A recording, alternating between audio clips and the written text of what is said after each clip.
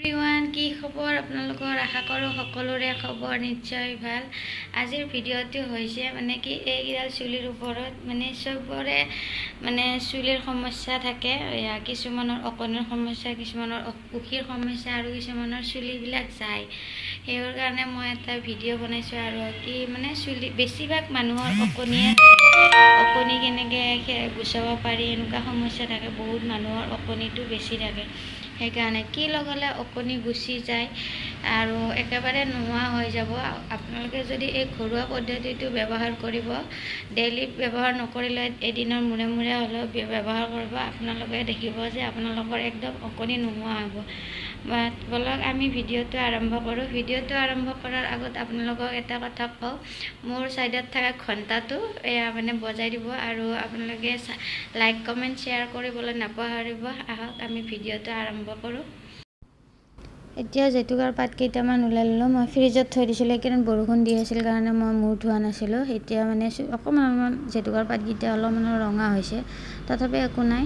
মহানিমৰ পাত কেইটামান ছিঙি আনিছিলোঁ, ঠানি হিচাপতে ছিঙি আনিছোঁ। এতিয়া মই গুচাই ল'লোঁ, ঠানিখিনি গুচাই লৈ মিক্সিৰ বাতিত দি ল'লোঁ। এতিয়া গোটেইখিনি মিক্স কৰি লৈ এতিয়া মই মিক্সিৰ পৰা ওলাই লৈছোঁ। পিচি লৈ কিনে পূৰা মিহি হৈ গৈছে, চাচোন মিহি কৰি পিচিব লাগে, একদম মিহি হৈ গ'ল। তাৰপিছত ইয়াতে অকণমান নাৰিকল তেল দিছোঁ। নাৰিকল তেল দিয়াৰ কাৰণ হৈছে যেতিয়া মূৰটো চুচা যাব তেতিয়া মানে কি কিছুমানে এনেকুৱা জোঁট হয়, চুলিবিলাক চুচিব নোৱাৰা হৈ যায়।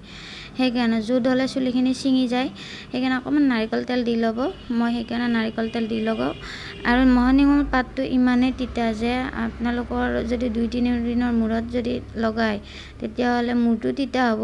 তেতিয়া যদি কাৰোবাৰ পৰা অকণি উঠিছে তেতিয়াহ'লে এই অকণি নোহোৱা হৈ যাব আৰু অকণিটো মানে তলত পৰি থাকিব বা কাৰোবাৰ কপালত থাকিব, কাৰোবাৰ গলত থাকিব, তথাপিও অকণি মূৰত নাথাকে।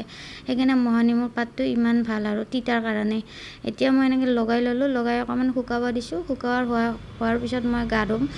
গা ধোৱাৰ আগত মই এতিয়া মূৰটো ধুওঁতে মই শ্বেম্পু আৰু কণ্ডিশ্যনাৰ ব্যৱহাৰ কৰিছোঁ। আপোনালোকে যি শ্বেম্পু ব্যৱহাৰ কৰে তেতিয়াহ'লে সেই শ্বেম্পুৱে ব্যৱহাৰ কৰিব আৰু কণ্ডিশ্যনাৰ ব্যৱহাৰ কৰিব। চাব আপোনালোকৰ চুলিখিনি ইমান ধুনীয়া হৈ আহিব।